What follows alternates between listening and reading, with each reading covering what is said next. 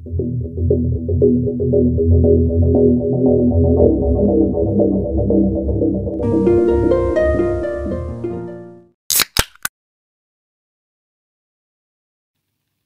hari di tahun 2005, Quiana Jenkins diundang seorang temannya yang mengadakan pesta penyambutan kepulangan tentara Amerika dari tugas mereka di Timur Tengah.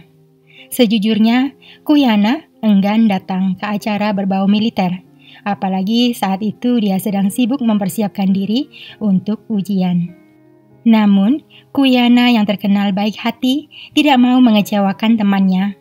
Maka dia tetap hadir ke rumah temannya itu, tetapi bukan untuk berpesta, melainkan belajar. Sekali dayung, 2 pulau terlampaui, begitu pikir Quiana. Sesampai di rumah temannya, Quiana bersembunyi di sebuah kamar agar bisa berkonsentrasi belajar. Meski sudah menjauh dari keriuhan pesta, takdir tetap mendatanginya. Penampilan Quiana yang memang cantik menarik perhatian Sersan John Powell Pearsall. John kagum melihat Quiana yang asik belajar meski pesta sedang berlangsung. John pun memberanikan diri untuk mendekati dan berkenalan dengan gadis berkulit gelap itu. Setelah berbincang sejenak, John makin terkagum-kagum. Ternyata Quiana tidak sekedar cantik, tetapi juga cerdas dan sangat ramah. Diam-diam, Quiana pun mulai tertarik pada John. Mekanik helikopter itu ternyata seorang pekerja keras yang tidak kenal menyerah.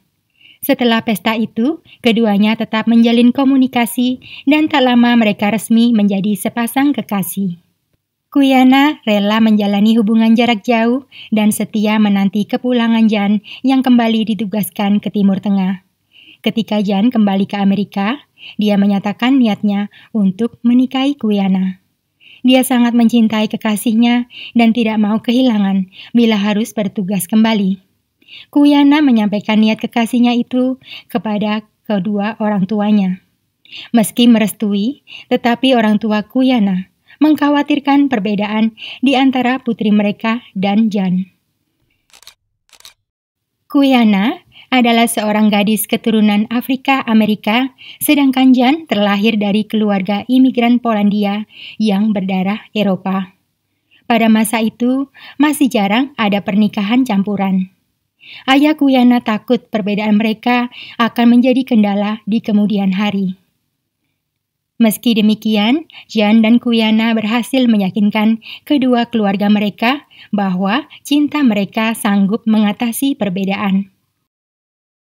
Pada musim panas tahun 2008, keduanya melangsungkan pernikahan. John dan Quiana sangat bahagia, begitu juga keluarga serta tamu yang hadir. Sayangnya, 2 bulan setelah itu, kekhawatiran ayah Quiana menjadi kenyataan.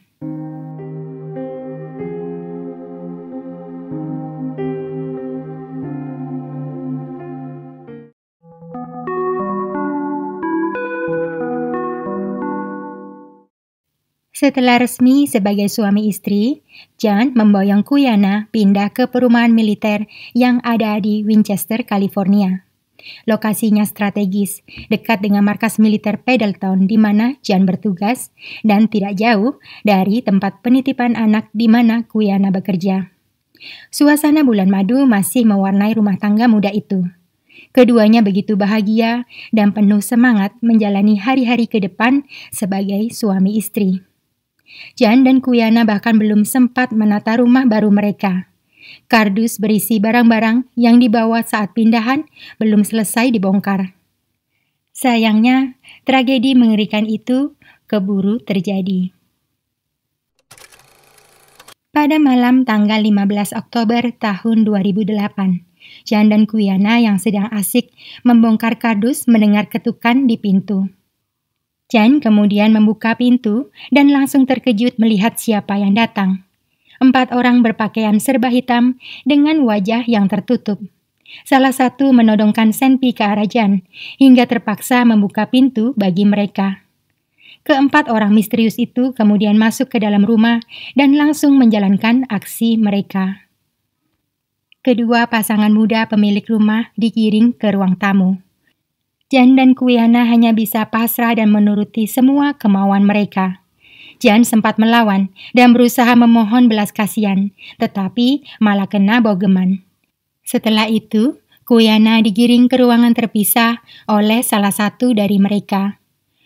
Wanita malang itu dilucuti, kemudian menerima pelecehan. Sementara Jan dipaksa untuk menonton kejadian itu sampai selesai. Setelah keempatnya puas, pasangan muda itu pun didor belasan kali hingga meninggal dunia. Kemudian keempat pelaku yang sadis itu mengambil beberapa barang milik Jan dan Quiana, membakar sebagian barang yang lain yang diduga dapat menjadi bukti, lalu kabur dari sana. Keesokan harinya, tempat kerja Quiana menanyakan keberadaan wanita itu kepada ayahnya. Karena merasa curiga, Jan dan Quiana tidak bisa dihubungi. Ayah Quiana langsung meminta bantuan polisi. Saat itulah pasangan muda yang malang ditemukan dalam keadaan yang sangat mengenaskan. Kematian Jan dan Quiana ditetapkan sebagai kasus pembunuhan. Mengingat Jan adalah anggota militer, maka penyelidikan dilakukan oleh tim gabungan antara kepolisian setempat dan NCIS atau penyelidik Angkatan Laut. Dari bukti awal yang ditemukan di lokasi kejadian, ada beberapa kemungkinan motif pelaku. Pertama, diduga motif di balik peristiwa keji itu adalah rasial karena ditemukan tulisan pada kaca kamar mandi yang menyinggung Jan sebagai penyuka kulit berwarna gelap. Motif kedua adalah pencurian, karena adanya beberapa barang berharga seperti perhiasan, seragam militer milik Jan, serta kartu ATM milik Quiana yang raib dari lokasi. Dari cara sadis yang dilakukan pelaku saat menghabisi keduanya, ditambah penemuan jejak sepatu olahraga khusus anggota militer, maka besar kemungkinan pelakunya berasal dari militer.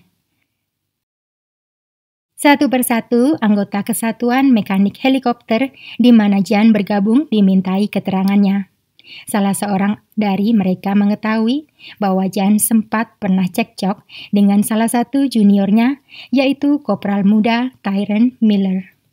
Tetapi ketika dikonfirmasi, Tyrone membantah adanya perseteruan antara dirinya dengan seniornya Jan. Menurutnya, yang terjadi hanya argumen biasa yang terjadi antara senior dan juniornya. Tyrone bahkan mengaku ikut bersedih atas kematian Quiana.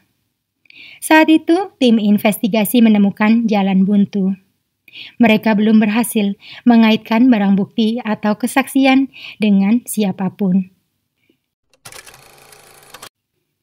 Hingga suatu hari, tim investigasi berhasil melacak penggunaan ATM milik Quiana yang raib dari lokasi pada malam kejadian. Ada seseorang melakukan penarikan uang tunai menggunakan kartu ATM itu di sebuah mesin ATM yang berada di dekat markas Pendleton. Meski sosok misterius itu cukup cerdik dengan menutup wajahnya, tetapi CCTV di ATM sempat merekam orang itu menggunakan sarung tangan mekanik khusus militer. Hasil rekaman itu menjadi titik terang penyelidikan yang sempat buntu. Tim investigasi menduga kuat sosok dalam ATM adalah Kopral muda Tyrone Miller. Begitu surat penggeledahan dan penahanan didapatkan, tim bergerak cepat ke tempat tinggal Tyrone Miller. Saat hendak dilakukan penangkapan di rumahnya, Tyrone melakukan tindakan pengecut.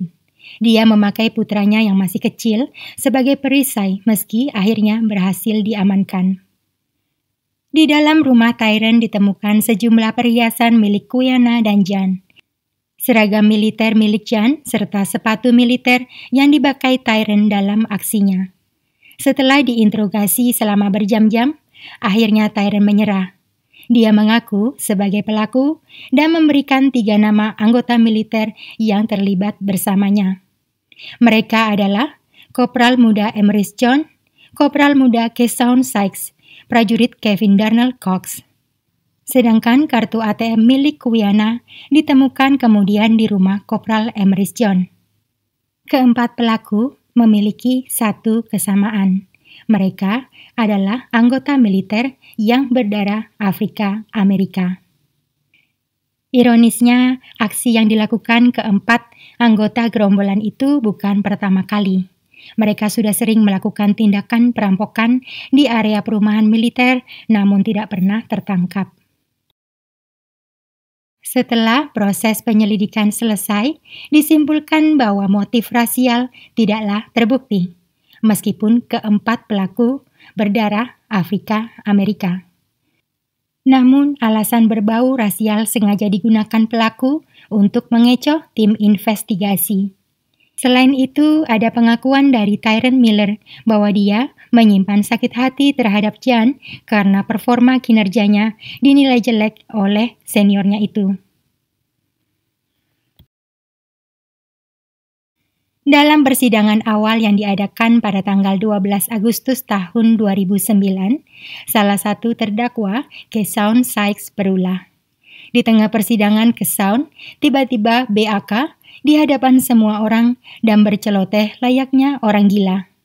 Sidang sempat tertunda dan hakim memutuskan agar Kesaun menjalani persidangan terpisah dari 3 terdakwa lainnya.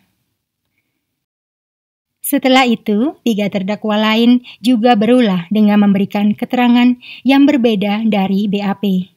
Mereka saling tuding siapa yang menjadi otak di balik peristiwa beringas itu. Hampir 8 tahun setelah kejadian, akhirnya Jan dan Kuyana mendapatkan keadilan. Pada bulan Juni tahun 2013, Kevin Darnell Cox dinyatakan bersalah atas dakwaan 2 pembunuhan tingkat 1 dan menerima hukuman seumur hidup tanpa kemungkinan bebas bersyarat. Emeris John dinyatakan bersalah atas 2 dakwaan pembunuhan tingkat 1 dan menerima hukuman mati. Sementara Tyrone Miller dinyatakan bersalah atas dakwaan menggagai dengan benda asing dan 2 dakwaan pembunuhan tingkat 1. Tyrone juga menerima hukuman mati. Setahun kemudian, pada tanggal 7 November tahun 2014, Kesaun Sykes dinyatakan bersalah dan dia menerima hukuman mati. Meski mendapatkan hukuman yang jauh lebih ringan dari ketiga rekannya yang lain, tetapi Kevin Darnell Cox menyatakan bahwa dirinya tidak layak menerima hukuman. Kasus ini menarik perhatian masyarakat luas. Keengganan pemerintah mengakui bahwa latar belakang peristiwa adalah masalah rasial membuat banyak pihak tidak terima. Bahkan negara Polandia ikut berkomentar dan menyatakan sikap mereka yang tidak setuju dengan cara pemerintahan Amerika menangani kasus Jan dan keluarganya, karena mereka adalah imigran asal Polandia. Hingga kini kedua keluarga masih terus berjuang untuk membuktikan bahwa motif rasial adalah alasan dibalik kematian Jan dan Kuyana. Bagaimana menurut kalian? Tuliskan opini kalian di kolom komentar ya. Itulah akhir kasus kali ini. Sampai bertemu di video berikutnya. Terima kasih.